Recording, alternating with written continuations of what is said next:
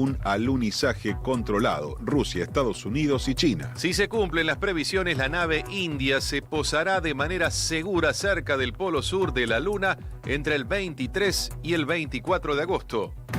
Más información en telam.com.ar. Telam Digital. Información en tiempo real. En telam.com.ar. Toda la información que necesitas.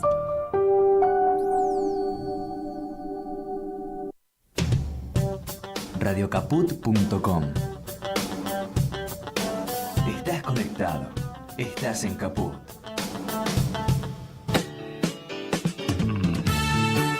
Quererse libre. Un intento de humanizar la realidad. Quererse libre. El programa de Lía Méndez con Fortunato Morrone y Pedro Mouratian. Un programa para la libertad. Para la libertad.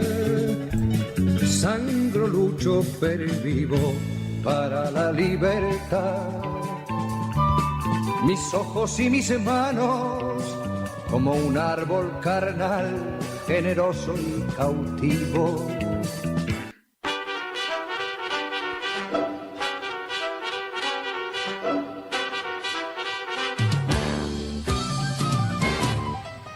Probablemente en su pueblo se le recordará. Muy buenos días. Ah, ya estamos, buenos días. Un día más en la ciudad desnuda. Un día más frío. Buenos días. La ciudad desnuda. ¿Se acuerdan de la serie esa, La ciudad desnuda? Sí. Vos sos bastante antiguo. ¿Y la permitían? A mí me lo contó mi papá. ¿La permitían? ¿No estaba censurada? Le ponían unas tiritas negras, pero estaba desnuda. ¿Sobre el obelisco? ¿Sobre dónde? No. Era New York City, claro. Era una serie en blanco y negro. Bueno, era lo que había en esa época y por supuesto todo de afuera. Una de las primeras series que tengo en memoria, los dibujitos animados de Popeye, que eran en inglés. Los primeros dibujitos animados que llegaron... Sos viejito, ¿eh? Sí. Claro. Allá por el 65, ponele, más o menos, a Miramar. Por ahí en Buenos Aires ya tenían televisión de antes, pero en Miramar recién, ahí por los 65, llegó la televisión blanco y negro. La ciudad tenía seguramente desde antes, las personas no, porque los más pobres no teníamos televisión. Íbamos a la casa... íbamos a la casa de un vecino, me acuerdo, un vecino enfrente. Nosotros vivíamos con mi familia en Villa del Parque, en Floresta. Y un vecino, bien, un barrio, clase media. Y un vecino tenía televisión. Así que invitaba a que fuéramos a mirar, no sé en qué horario, nosotros éramos chiquitos, tenía 5 hijos, chiquitos también. Y me acuerdo lo que era ir y tener acceso a la televisión. Era el mismo que tenía teléfono, seguro. Tenía teléfono. No, yo teléfono recién tuve en mi casa a los 20 y tantos. En mi casa años, también. 20 En mi casa también. años. De verdad que había que comprarlo, era carísimo. No sabía cómo hablar. No había línea. Primero no había, hicieran lo que hicieran. Y después empezaron a vender. Entonces vos comprabas un departamento y te salía $10.000 más $2.000 de teléfono. ¿Se acuerdan de eso? Los departamentos salían el doble casi. Era con teléfono o sin teléfono. Era casi como decir con baño o sin baño, más o menos. Tal cual. Sí, me acuerdo perfecto de eso. Yo me acuerdo que iba a hablar iba a decir la telefónica, iba a hablar a Entel. Claro. Que había cerca 2 cuadras y cada vez que tenía que hacer un llamado tenía que caminar 2 cuadras hasta Entel, al teléfono público que estaba afuera y ahí llamaba. Era un lío, no sé cómo hacíamos para coordinar con otros para encontrarnos. Sí. El no tener teléfono hoy uno no se lo explica, ¿no? ¿Ves que las personas mayores hacemos falta en los medios de comunicación para transmitir estos testimonios? Testimonio viviente. Viviente, histórico. Y qué aceleración de cambios, che. ¿Y cómo, somos grandecitos, pero no ¿y cómo tanto. eran las campañas políticas? O sea, ¿cómo un candidato comunicaba su plataforma, sus propuestas? Y se paraba arriba de un cajón de manzana. Claro, más o menos. No, eso no, la verdad, ni idea. Y ya digamos, en la época en que empezaba a ver... Bueno, que yo voté recién, la primera vez que voté fue como a los 30 años. Claro, porque a vos te agarró la dictadura. Claro, se me agarró toda la dictadura. O sea, cuando cumplí 18 años, no estaba empadronado para la elección del 73. Que fue... Y después... el golpe, o sea, ya ahí no pude votar, golpe de Estado, hasta el 83, y ahí tenía, cerca de 83, tenía... Inconcebible 30 años, hoy, ¿no? Casi 30 años, 28 años. Inconcebible. ¿Y cómo llegaban las propuestas? La verdad que nos estoy tratando de recordar cuando yo era chica. Bueno, lo que llegaba era el diario. Mi viejo siempre estaba, a él le interesaba mucho la política y entonces tenía como amigos, conocidos, pero no era siempre en la zona del Congreso, porque era gente ligada a él amistosamente de Chubut, ¿no? Mi viejo era de Sarmiento en realidad. Entonces tenía conocidos, viste, en los lugares más chicos ya se conoce al que es senador, al que es el diputado, no sé qué, entonces tenían los ambientes donde se encontraban y ahí harían todo el trabajo de difusión y acompañamiento. Y después, qué sé yo, el diario, no llegaba otra cosa. Yo no me acuerdo que llegaran folletos, boletas, nada de eso, ¿no? Supongo que por el diario. Por el diario, no sé no me acuerdo cómo eran las campañas. Sí, por supuesto, había la folletería existía, pero y la vía pública había mucha pintada, ¿no? Las pintadas. ¿Te acordás de las pintadas de esa época? Y las pintadas de esa época eran unos enchastres, hasta que llegó el Partido Humanista y le puso color... estética. Una estética distinta a las pintadas, pero antes era agarrar la brocha gorda y poner... Luchi vuelve. Sí. Y claro, cómo no. Pero qué interesante, ¿no? Como método de difusión era lo que estaba a mano y se difundía. ¿Y cómo? Sí, claro. ¿Y cómo? Los anarquistas, ¿te acordás? Pintaban absolutamente todo. ¿Te acordás? Sí. También eran...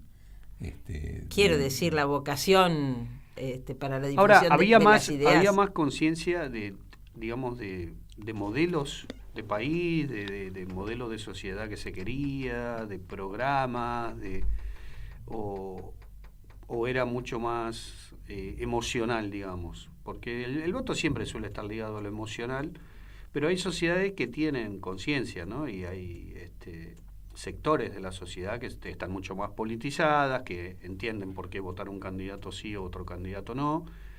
Pero también hay una mayoría que vota emocionalmente o, por supuesto, por cómo la está pasando, digamos, la realidad en la que vive. En ese momento creo que... Digo yo, pensándolo en función de lo que se nos viene encima, ¿no? Que tenemos ahora próximamente elecciones en nuestro país. Y el voto es tan raro, ¿no? Porque yo siento que el voto es raro. Hay mucha necesidad de votar en contra de más que a favor de. Entonces, por eso decía, si era más a favor de un proyecto o era en contra de un determinado partido, o sea... Yo lo que recuerdo es que la gente iba antes de la elección, un tiempo antes de la elección, iba a los locales partidarios a pedir el programa de gobierno. Y yo me acuerdo que existían, a pedir el programa de gobierno. Eso recuerdo, no sé si sería, digamos, como una tónica general, pero bueno, digamos, nosotros no estábamos mi familia no militaba en ningún partido, ni mucho menos, y sin embargo eso yo lo recuerdo como, digamos, lo que había que hacer era saber qué proponía un partido. Entonces hay que ir a los locales partidarios a pedir el programa. Y me acuerdo que tenían varias hojas. Quiero decir, había contenido, aunque no tenía, como decirte, el tipo de difusión publicitaria, ¿no?, que pudiera tener así una llegada y un alcance a todos y cada uno, pero cada uno se preocupaba, o muchos se preocupaban, por ir a buscar y decir, bueno, ¿y qué es lo que...? Yo me acuerdo haber ido antes de la elección del 73, haber ido al local partidario a preguntar y a pedir y que me expliquen a ver qué era lo que estaban proponiendo, que eso hoy no existe. Bueno, no existen los locales, creo, ¿no? Hay, algunos tienen. Pero digo, como inquietud de alguien que no milita políticamente, ¿no? Como ciudadano, como si eso estuviera en la cultura en ese momento, que había que conocer las propuestas para poder elegir. Obviamente, no recuerdo, digamos, como qué tipo de análisis podía hacer sobre esas propuestas, ni cómo estaban presentadas. Mientras hablamos, estoy tratando de recordar. Y eso sí lo tengo claro, que había que ir y bueno, en la escuela incluso, cuando estudiamos instrucción cívica, se promovía que uno supiera y considerara las propuestas, y entonces había que hacerse de todas las propuestas de todos los partidos para poder comparar. Había como se impulsaba una cultura en ese sentido ciudadana, que bueno, que después después han arrasado con todo, con las sucesivas dictaduras, ¿no? Y sí, es que el tema de los locales partidarios es algo bastante argentino, digamos, no se da tanto en otros países, por lo menos en Estados Unidos no hay, en Europa tampoco se ve como esto de tener cuántos locales tenés vos, o sea, una agrupación que empieza y dice, bueno, alquilamos un local y ponemos, y ahí empezamos a dar, no sé, clases para los chicos. Es lo primero que se hace, ¿no? Claro. Tiene que ver mucho con nuestra cultura política, histórica, siempre fue así. Pero, por ejemplo, ahora hay algunos nuevos fenómenos, como por ejemplo el de Milei, que yo no conozco ningún local de Milei, digamos, no veo ningún local de Milei, o sea, todo lo hace a través de los medios de comunicación, de las redes y nada más. Sí. Está bien, responde a un determinado pensamiento e ideología en donde el otro no está dentro de su agenda, ¿no? O sea, que no necesitan tener un local para poder repartir alimentos, ayudar a los chicos en las clases de la escuela, porque asesorar a los adultos mayores para que puedan hacer sus trámites, dar talleres. Eso no está dentro de su lógica. Nosotros los de Milei, arreglate como puedas. Si querés hacer guita, querés vender el riñón, tenés dos, vende uno. O sea, oferta y demanda, ¿entendés?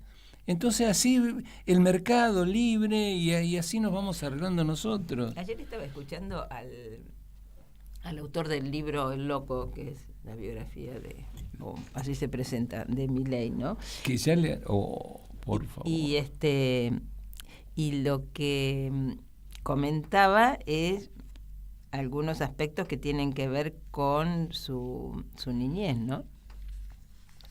De la situación de violencia extrema que vivía en su casa, él y su hermana, básicamente por parte del padre, también de la madre, decían, y la verdad que por lo que contaban, yo, ¿sabes qué? Lo asimilaba un poco a lo que se sabe o se ha difundido acerca de Macri, porque mencionaban como así unos hechos puntuales, que el padre, cuando él ya es grande, le hace un regalo y le regala un departamento, le dice que le hace ese regalo porque él es un inútil que nunca por las suyas va a lograr comprarse una vivienda, y luego le regala un auto y le dice exactamente lo mismo. Entonces Macanudo el viejo. Yo pensaba, ¿no?, en el grado de humillación. Lo asociaba con Macri, que también tenía, su papá también lo tenía bastante mal considerado. Y bueno, no estaba muy equivocado. No, el claro, viejo pero quiero decir, qué significativo, ¿no? Esa violencia que está como en el origen, y bueno, y eso se incorpora, se genera un tremendo resentimiento y actúan en la vida tratando de vengar aquella violencia que han vivido, ¿no? Y qué riesgo que además esas personas terminen siendo candidatos o funcionarios, gobernantes, que tienen la responsabilidad de llevar adelante un país, una provincia, que tienen un voto en una cámara legislativa. Y después terminás siendo, por ejemplo, gobernador de Jujuy y candidato a vicepresidente, por ejemplo. Bueno, hablemos de Jujuy, ¿no? hablemos de Jujuy, porque francamente, bueno, hoy leía, porque está muy bien sintetizado en Info Siberia, ¿no?, como las distintas circunstancias que se han ido dando y las presentaciones y bueno, y todo lo que empuja hacia el pedido de intervención federal de la provincia, ¿no? Realmente es como... ¿Y eso, digamos, quién lo tiene que ejecutar? Y lo pasa que lo están presentando, es decir, no lo impulsan por una cuestión de votos, ¿no?, de que no van a tener los votos para que sea aprobado en el Congreso, pero yo creo que es una cuestión de Estado, no una cuestión de votos. Es una cuestión de Estado. O sea, hay que promoverla, no se puede seguir mirando como si Jujuy fuera otro país. Es más, si fuera otro país, ya estaríamos citando a una reunión de emergencia para repudiar y para decir y para exigir. Y está dentro de nuestro país, Es inconcebible. A ver, el Estado es garante de derechos y en Jujuy se están violando todos los derechos humanos. Hay una violación sistemática de los derechos humanos. Entonces, ¿cómo se dice? Han implementado el terrorismo de Estado. No solo hay que promover la intervención de Jujuy, hay que impugnar la candidatura de Gerardo Morales por inhabilidad moral actual. Porque no es que pasó, que suponemos que alguna vez hizo. No puede ser. O sea, este país no puede aceptar que Gerardo Morales, que lleva adelante, que implementa el terrorismo de Estado en una provincia argentina, sea válidamente candidato a vicepresidente de la República. No puede ser. Eso es inconcebible. Lo que pasa es que creo que hay algo que es peor todavía, y es que fue electo candidato a vicepresidente justamente por esto que está haciendo.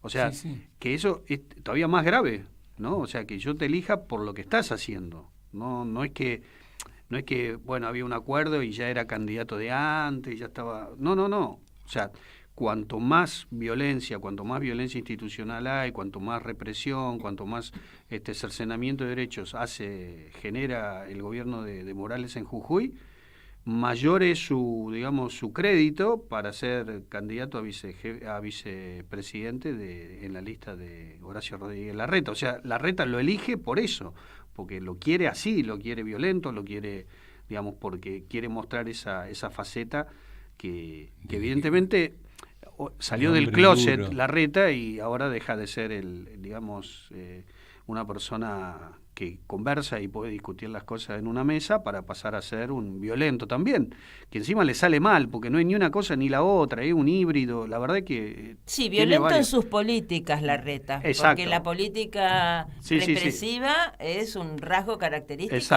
hace poquito tuvimos la sentencia de los asesinos de Lucas, ¿no? Exactamente. Que era su su policía, ¿no? La misma del ministro de Seguridad, que después andaba haciendo cosas raras por el sur y en connivencia con los medios de comunicación y todo lo que ya sabemos. O sea, pero digo, por eso digo, me parece más preocupante cómo se valoriza algo que debería ser condenado. Que suponemos que por un tema político, de alianzas, no lo quieran condenar.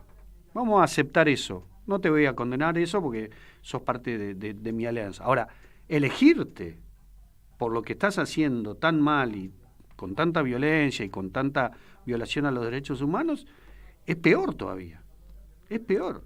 Y eso es lo que nos estamos encontrando hoy en día, ¿no? O sea, cómo se valoriza más a una persona cuanto más viola los derechos humanos, más valorizado está por estos sectores, ¿no? Así es. Y por ciertos sectores de los medios, por lo menos de los medios hegemónicos, que se vanaglorian, ¿no? de esta clase de personajes que son tan siniestros. O sea, esto no es un tema de discusión, digamos, bueno, no me gusta lo que piensa, o sea, porque yo aplicaría otras medidas. No, estamos hablando de gente que impone políticas de Estado violatorias a los derechos humanos, clara y lisa, y digamos, no hay forma de discutirla esa. Inclusive violando hasta la autonomía universitaria, porque ahora encima se quiere sacar de encima a todos los universitarios que están en Tilcara. O sea, bueno, el modo en que entraron, es terrible, o sea, en las usa instalaciones las de la cosas universidad. Exactamente igual el mismo modus operandi de la dictadura. O sea, no hay ninguna diferencia. Yo les comentaba la semana pasada a un compañero que tiene familiares en Jujuy, los familiares le decían, no nos llames para preguntar cómo estábamos, no nos llames porque sentían miedo. Tienen miedo porque saben que tienen los teléfonos pinchados, saben que lo están siguiendo, que... O sea, una situación... Los están secuestrando, Pedro. Los están secuestrando, o sea, hay detenciones que... sin identificar. Hay connivencia de los empresarios que les dan las camionetas sin patentes, o sea, las fuerzas de seguridad que entran sin ningún tipo de orden judicial. Digo, son situaciones que se vivieron en la Argentina en la peor dictadura que conocemos. Y la están reproduciendo tal cual. Bueno, entonces tal cual. Nosotros podemos repudiar, digamos, sí, ¿qué podemos hacer? Repudiar, pero el Estado Nacional es garante. El Estado Nacional no puede hacer la vista gorda o repudiar como nosotros, porque digamos, nosotros no tenemos posibilidad de accionar. Pero el Estado Nacional es garante, tiene la obligación de garantizar el ejercicio efectivo de los derechos humanos en todo el territorio nacional.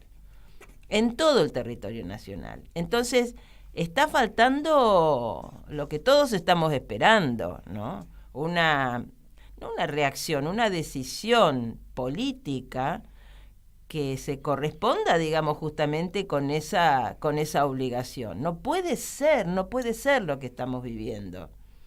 Y no es solamente una cuestión de salir a hacer una conferencia de prensa y repudiar, que está muy bien y hay que hacerlo. Pero me parece que hay que avanzar, y que los votos, mirá, es una cuestión de Estado.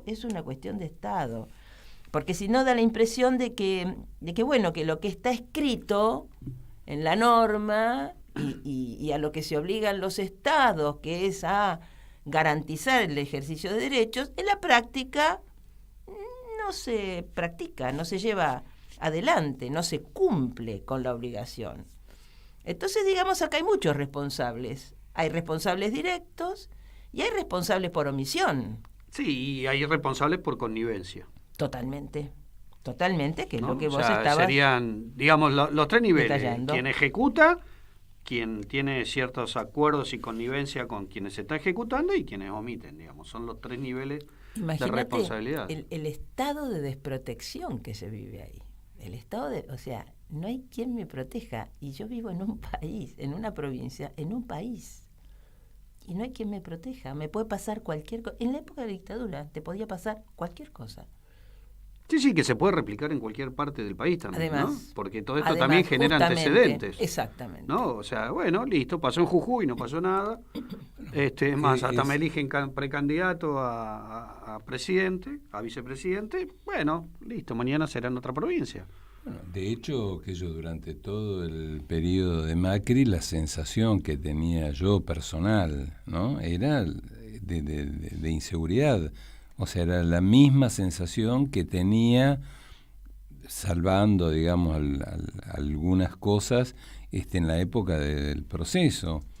O sea, el mismo temor.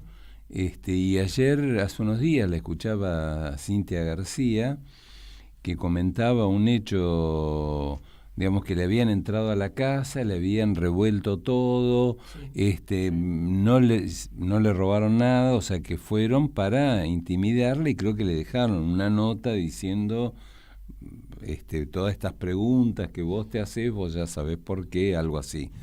Y ella decía, y tengo miedo. Claro. Sí, tenía dinero y no se lo robaron. Y no se lo robaron, no se lo llevaron, o sea que fue el grado de impunidad y digamos, y la existencia de esas estructuras que operan, ¿cómo decirte? Que operan, bueno, impunemente, sí, ¿no? Sí. Es de mucha gravedad. Y yo pensaba que así como, digamos, se ha expulsado a diputados por inhabilidad moral frente a determinados hechos que al lado de esto existen. Imagínate, ¿no? se expulsó a un diputado porque, no sé, le besó la teta a la mujer. Sí. Imagínate. Por error al estar conectado, además, ¿no? O sea, aparentemente tampoco era porque eso es quería inadmisible. eso. Ahora que entren a tu casa, te quieran llevar y te lleven, que no se sepa quién. ¿no? Todos operaron para echarlo, ¿no? Bueno, en su momento, cuando Patti fue candidato y después fue expulsado, Patti no tendría que haber tenido la posibilidad de ser candidato, exacto, como no tendría que tener la posibilidad Morales de ser candidato, como no tendría que tener la posibilidad, pero la posibilidad por condiciones que deben existir. Yo creo que hay que reformular en ese sentido todo lo que se refiere al sistema electoral. Porque Rinaldi, que renunció, bueno, todo esto que hemos visto los últimos días, semejante barbaridad, grosería, semejante grado de violencia. Hay un tema que me parece que todavía la violencia no está como tomada y descripta y considerada en su verdadera amplitud. Pareciera que todavía la violencia de los tiros, los golpes y nada más, digamos, ¿no? Y todo esto es como el germen de una violencia que después se desarrolla a pleno cuando estos personajes que exhiben semejante ideología violenta, después entran a esos cargos y por supuesto que apretan el acelerador e implementan directamente acciones violentas de todo tipo. Entonces me parece que ¿cómo decirte? Debiéramos estar como resguardados en el sentido de que aquellos que se presentan, bueno, yo creo que en este país no hay formación en derechos humanos, no hay formación obligatoria en derechos humanos, no está prevista la formación en el sistema educativo, no tienen la exigencia de formación en derechos humanos los que aspiran a cargos públicos, sea electivo o no. Me parece que falta poner los derechos humanos en el lugar que corresponde, ¿no? No solo la teoría, no solo acceder a la teoría, que es fundamental. A la teoría me refiero a la letra de los derechos, de la legislación que recepta los derechos, sino al ejercicio de los derechos humanos, a la puesta en dinámica, a la puesta en práctica, a la experiencia de los derechos conmigo y con el otro, en las relaciones humanas, ¿no? Ayer miraba, porque un tema, bueno, por ahí lo podemos tratar después, el tema de Lucas González, ¿no? Uh-huh. ¿Te parece que podemos escuchar algo de música? Dale, mira, y en casualmente caso seguir con esto? Arrancamos recordando con los tiempos pasados y justamente tenemos para escuchar un tema que se llama Lo que el tiempo me enseñó. Tabaré Cardoso y Canario Luna, avanti, Fioravanti.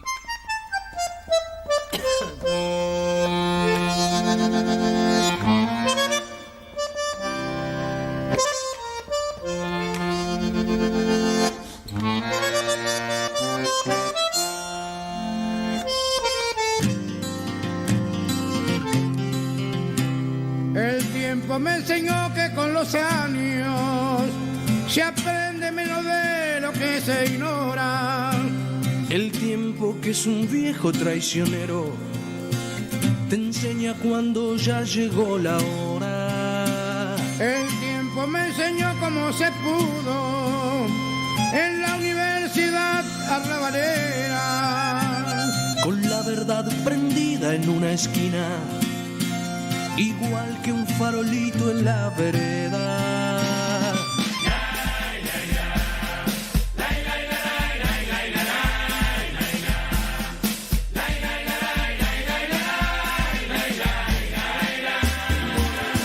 El tiempo me enseñó que los amigos se cuentan con los dedos de una mano. Por eso debe ser que no los cuento, para pensar que tengo 1000 hermanos. El tiempo me enseñó que los traidores se sientan en la mesa a tu costado. Y el hombre que te da la puñalada comparte el pan con esas mismas manos.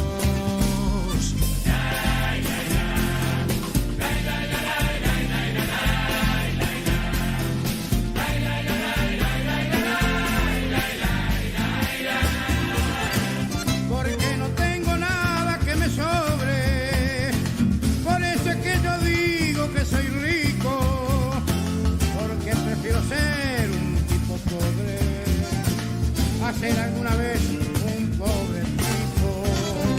El tiempo me enseñó que las banderas son palos con jirones que flamean, y el mapa es un papel que se reparte los reyes mientras los hombres pelean. El tiempo me enseñó que la miseria es culpa de los hombres miserables, que la justicia tarde nunca llega, pero es la pesadilla del culpable. El tiempo me enseñó que la memoria no es menos poderosa que el olvido. Es solo que el poder de la victoria se encarga de olvidar a los vencidos.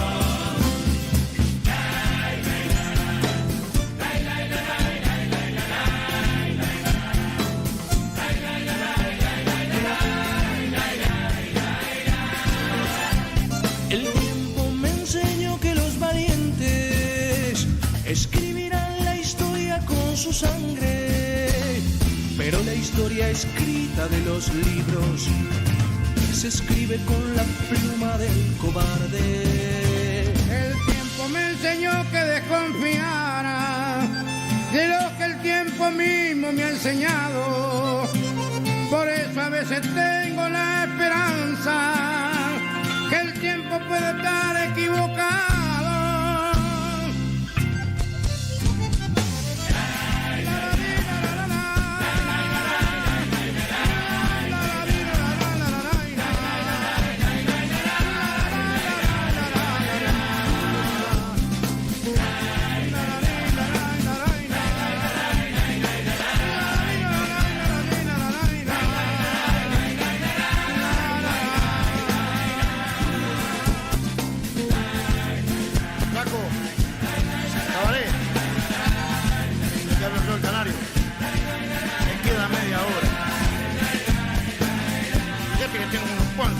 Ya quiero vivir feliz,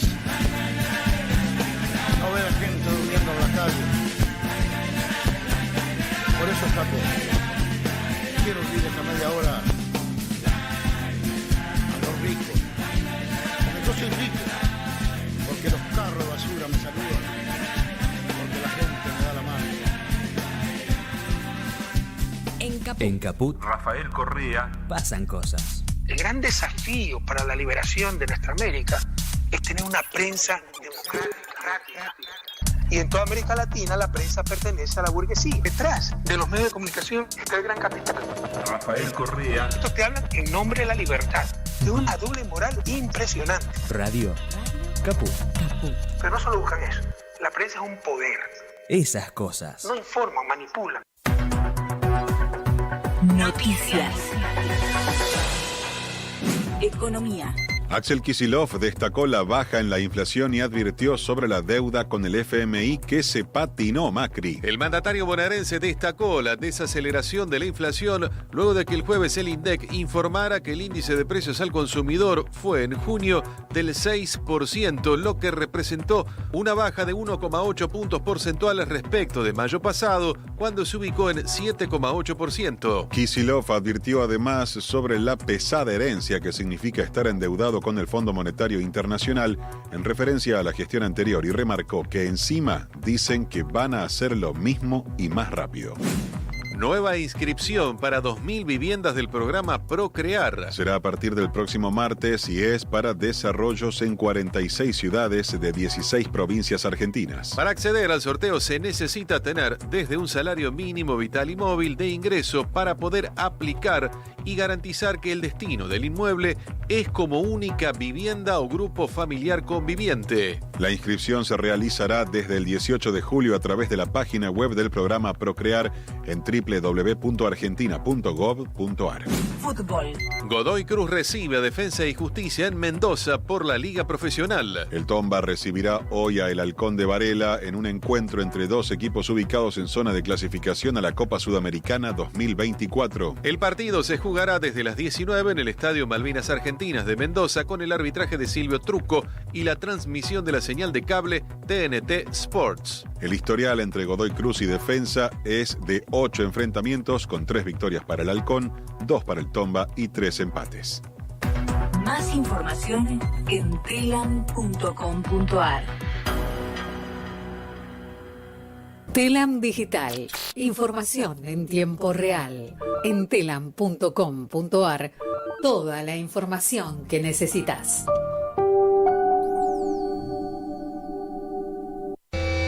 ¿Querés arrancar la mañana bien informado? Infosiberia. Las noticias en tu celular. Manda un mensaje de WhatsApp al 11 3205 8813 y recibilo gratis todas las mañanas. Infosiberia. ¿Cómo puedo hacer para escuchar Radio Caput en el celular? Primero lo importante. Prenda el teléfono. Así puedo acercar a saludarlos y... Abra el Play Store de Google, tipee en el cuadro de búsqueda Radio Caput, Caput con C. No desesperes, es la única que hay. Toque el botón instalar y espere unos instantes. La aplicación de Radio Caput ha sido instalada exitosamente. Busque el icono en su celular. Los quiero mucho, los aprecio, los admiro mucho, lo que hacen, los felicito. Y podrá escuchar la única e irreemplazable programación de Radio Caput. Sería un placer para mí, realmente. Radio Caput.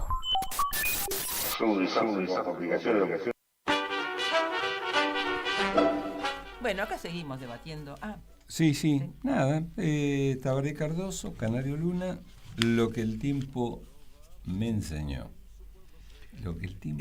Hay algo que habría que enseñarle a algunos periodistas que seguramente lo hacen a propósito, ¿no? Pero sí. El tema de los distintos barrios, los 48 barrios porteños, porque no tienen conocimiento de que Soldati pertenece a la ciudad de Buenos Aires. Habría que llevarlos a dar una vuelta. Lo que pasa es que y Lugano también, porque... Lo que pasa es que en Soldati hay mucho negro, ¿viste? Entonces, no, está bien, pero... A mí me da como que ya está del otro lado de la capital. Pero ¿viste? Riachuelo todavía no llegó, está un poquito después. Tenemos que poner el Riachuelo antes, tenemos que hacer una obra que deje a Soldati del otro lado. Y tenemos que blanquear. Rivadavia hay que hacer un gran canal por Rivadavia, que Rivadavia desaparezca, hacer un gran canal. Total, hay experiencia en eso de canalizar los arroyos y todo. Claro. O un muro de última. No, ¿cómo fue? Qué extraordinario. Yo no lo podía creer. ¿Quién metió la gamba? Majul. Sí, y otro periodista que está con Majul, que no sé el nombre, que dijo, empezaron a hablar de la inseguridad en la provincia de Buenos Aires, en el Gran Buenos Aires, que Bernie dónde está, que sé yo, que Kicillof no sé qué, que sé cuánto, y había sido un hecho que había ocurrido en Soldati. Pero además lo decían. Y decían Soldati, hasta que, que por la cucaracha le dijeron, claro, ¿dónde está Bernie? ¿Dónde estaba Bernie? Y está en el conurbano, pero claro. no tiene por qué estar en Soldati. Y después a Kicillof, Majul le pegaba a Kicillof, y dice, bueno, entonces después le dijeron por la cucaracha, y entonces, bueno, aclaró por suerte. Por la cucaracha, la cucaracha. En Ciudad de Buenos Aires dijo. Perdón, pero ahí después no dijo nada más, ¿viste? No es que dijo, bueno, entonces el ministro de Seguridad. Pero igual tienen la culpa, porque qué extraordinario, porque no tienen con qué pegarle a Kicillof. Claro. Y entonces, claro, bueno, le pegan con... Qué loco, ¿no? Todo y la otra que había dicho lo mismo fue con Lugano, porque claro, porque ellos tienen un pequeño problema, que donde aparece la palabra villa, ellos creen que villa ya está absolutamente ligado a un tema de un barrio popular. Si es barrio popular es conurbano, no es la ciudad, porque la ciudad no tiene barrios populares. Bueno, es obvio que lo ignoran por las políticas que llevan adelante, que ellos lo ignoran totalmente. Es que en realidad Capital es Recoleta. Capital tiene el 15% de su población viviendo en barrios populares. 15% de su población. Así que me parece que el jefe de gobierno debería tomar nota de eso. Pero bueno, evidentemente no tiene ganas de tomar nota. Y estos periodistas, instruirse un poquito más, ¿no? Y mirar un poco, porque no termina todo ahí en Núñez, Belgrano, Recoleta y todo eso. Palermo. Pero bueno. Pero todo está puesto ahí. Todo está puesto ahí. Ahora, por unas cuestiones inmobiliarias, le estamos dando un poquitito al sur. Estamos mejorando algunas cosas porque hay buenos negocios inmobiliarios. Ya en Recoleta, mucho no podemos vender. No hay terrenos. No hay terreno. En el sur todavía tenemos algunos, entonces estamos poniendo en valor. Fíjate cómo queda claro, sí. Nos estamos riendo, pero las políticas claramente... Para llorar. Y no como el lugar donde ponen a los habitantes de los barrios populares de la ciudad. Nosotros veíamos hace muy poquitos días el fallo en la causa por el asesinato de Lucas González y el daño además a sus compañeros que lo acompañaban en ese día fatídico en que la policía de la ciudad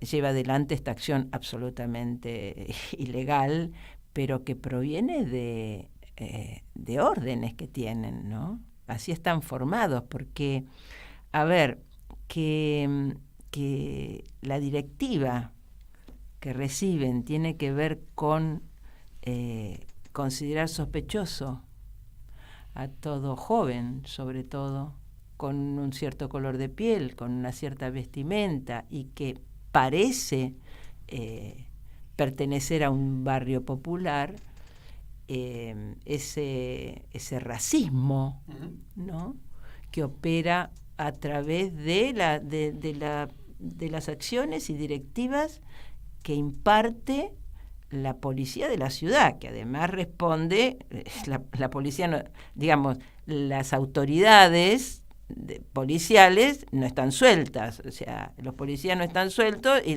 las autoridades máximas policiales tampoco, responden a una política del gobierno de la ciudad, ¿no?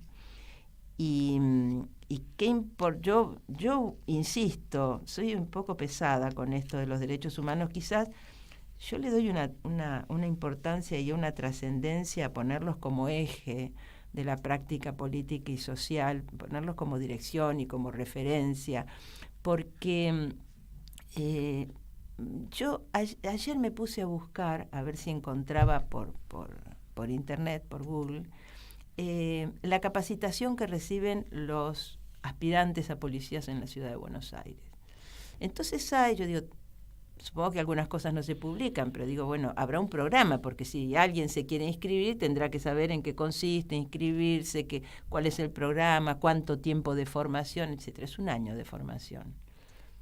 Y no encontré nada en ese programa que aludiera a la formación en derechos humanos.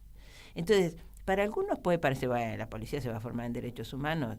Es lo único que puede, por lo menos, garantizar que lo piensen 2 veces antes de cometer una acción como esta que estamos aludiendo, que sea violatoria de los derechos humanos, violatoria de la ley, violatoria de los derechos humanos. Entonces, no es lo mismo transitar la formación en derechos, conocer los derechos, trabajar la práctica de los derechos, que no conocerlos. A ver, en la escuela no te los enseñan, no está incluido. Vos vas a una formación específica, luego de hacer la primaria o secundaria, te querés formar, querés ingresar como policía, ahí tampoco recibís esa formación. Entonces, ¿qué podemos esperar nosotros? ¿Qué podemos esperar?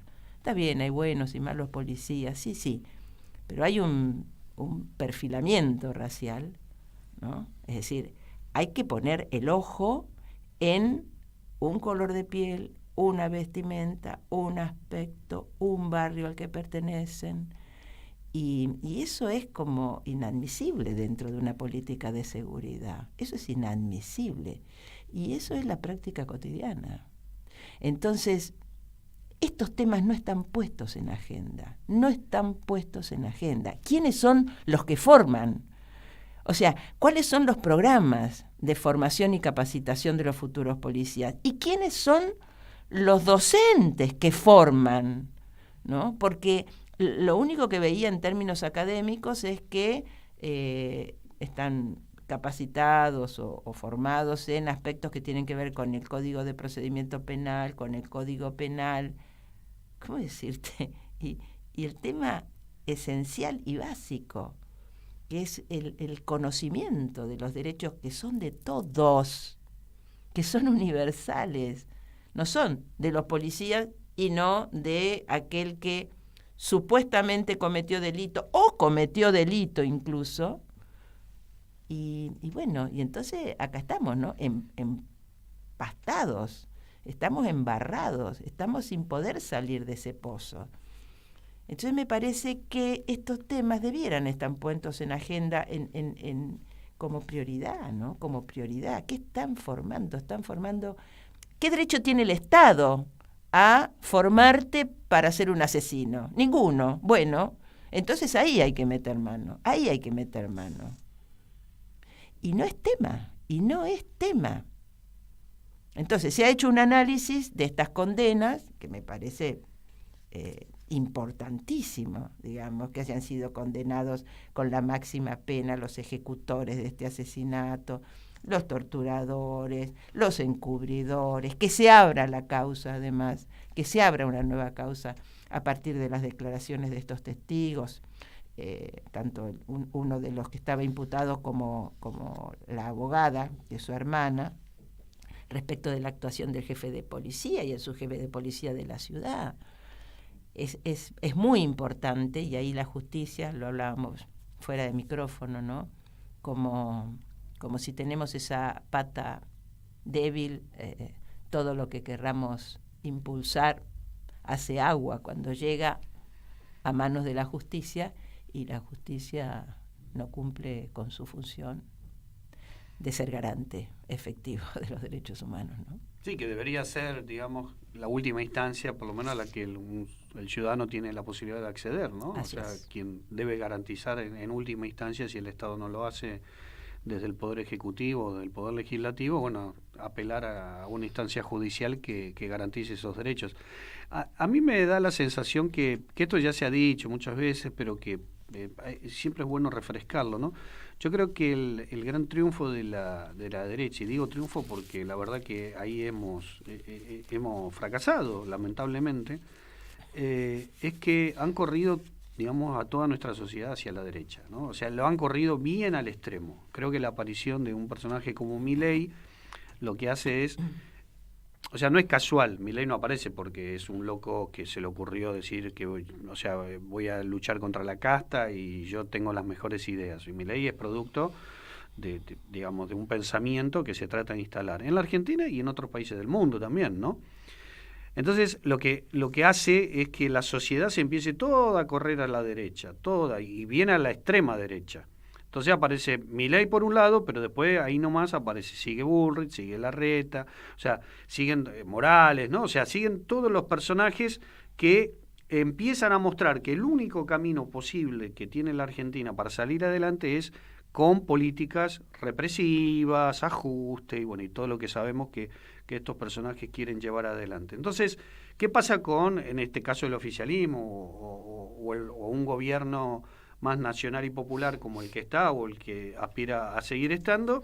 Es que como la sociedad se corrió tan a la derecha, siente que también tiene que seguir un poquito para ese lado.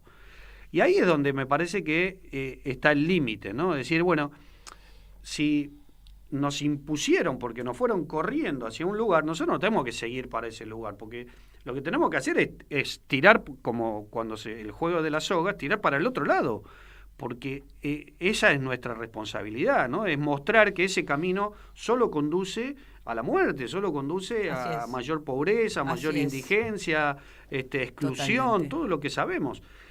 Y no podemos seguir ese tren. Nosotros tenemos que ser la resistencia, como se plantea siempre, y se planteó siempre, tiene que ser mostrar que ese no es el camino y que no tenemos que nosotros parecernos a ellos, sino en todo caso que ellos empiecen a parecerse a nosotros, si queremos buscar algo que sea más menos vertiginoso, digamos, ¿no? Y lo que me da la sensación es esa, que estamos nuevamente frente a una sociedad que hace cosas que antes no estaban permitidas. Durante el gobierno de Néstor y de Cristina, cosas que hoy están pasando y se naturalizan, no estaban bien vistas. No es que la justicia decía que estaba mal o los medios decían que... O sea, no estaba bien vista por la misma sociedad.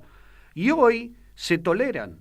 Hoy nadie se escandaliza después de lo que ve cuando entran tirando una puerta de una casa, las patadas limpias, militares que bajan de una camioneta sin identificación, que es la misma imagen que hay de la época de la dictadura, la hemos visto millones de veces, y sin embargo, y eso está pasando hoy, y nadie dice nada de eso. No hay reacción. ¿Por qué?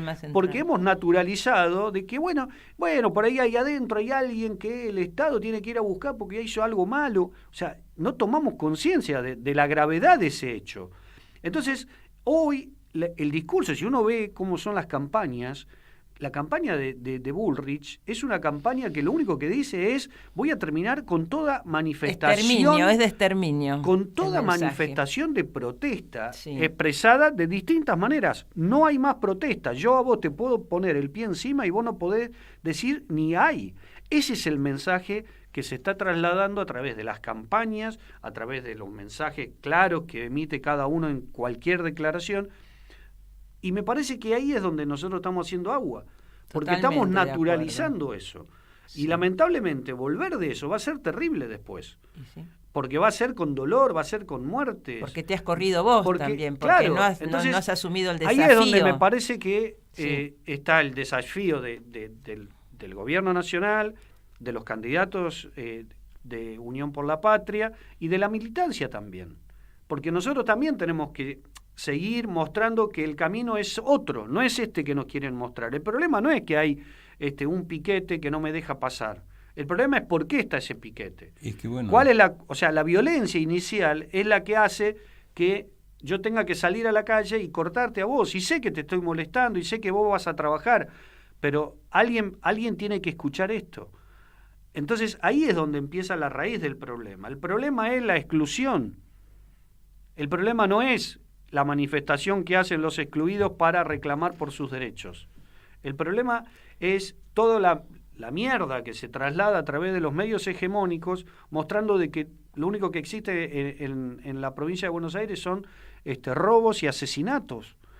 Y mienten falazmente. Bueno, es la manipulación a través de los medios, pero ahí tenés un problema, y que es, ¿cómo decirte? Las personas no somos objetos para que nos manipulen. Sin embargo, esa manipulación funciona. Entonces funciona porque hay algo que no se trabaja en la sociedad, y yo soy repesada y vuelvo a lo mismo. Hay ¿cómo decirte?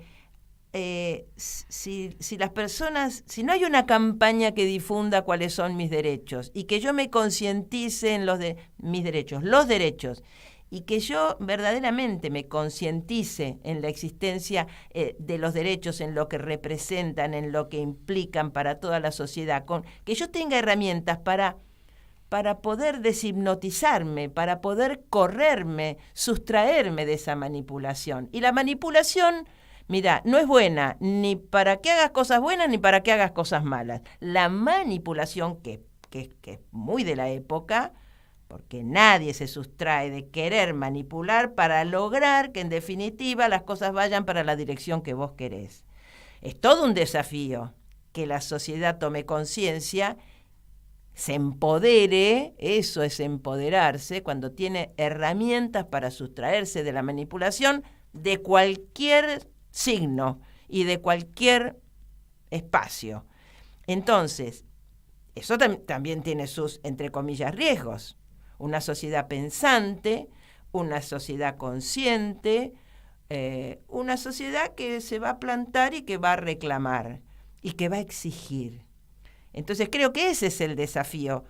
Y el desafío, bueno, lo tenemos aquellos que realmente no subestimamos al ser humano. Creemos que tiene capacidades importantes a desarrollar, que debe desarrollarlas y que tiene que tener básicamente la posibilidad concreta de participación efectiva, no solo a la hora de poner el voto, sino de participar de modo efectivo en las decisiones que comprometen su presente y su futuro. Y eso es esclarecimiento, y eso es formación, eso es empoderamiento, y me parece que en esa dirección tenemos que ir. No puede ser una sociedad que va para acá y para allá según la lleven los grandes medios de difusión, porque entonces me acuesto a dormir, no hay nada que hacer, porque yo no tengo ninguna posibilidad de competir contra esos medios de difusión. Pero entonces no tengo nada que hacer. Sí tengo para hacer, ¿cómo no? Y eso parte de cada uno de nosotros, de todos y cada uno de nosotros. Hay mucho por hacer ahí. No hay que subestimar tanto a la sociedad, no hay que llevarla para acá y para allá. Hay que esclarecerla, hay que concientizarla. Eso creo. Y yo creo que estamos casi al final del programa. Sí. Así que disculpen, siempre soy el que trae la mala noticia, pero bueno, es así, ¿no? Onda, veníamos todos sí, vos siempre lo mismo, Fortu. Nos violentás mucho. Estuve estudiando todo el fin de semana pasado para poder decir algunas cosas más tenés, o menos. No, ya ni un minuto. Bueno, nada, nos vamos. Bueno, si vos lo decís, Fortu, si sos así tan autoritario. Y sí, ¿qué le vamos a hacer? Esto pasé, ¿Ves? Morales, lo sigue Morales. Nos vamos tranquilos, escuchando a Joan Baez, un tema que fue estrenado, digamos, en la película Sacco y Vanzetti. Esto es para ti, Nicola y Bart. Y hasta la semana que viene nos vamos escuchando a Joan Baez con su melodiosa voz. Si lo decís así, nos vamos. No. Tranquilos. Y bueno, nos despedimos suave y amablemente. Hasta la semana que viene. Que tengan muy buena semana todas. Buena semana para todos. Y basta de violencia en Jujuy. Y basta de violencia con Milagros.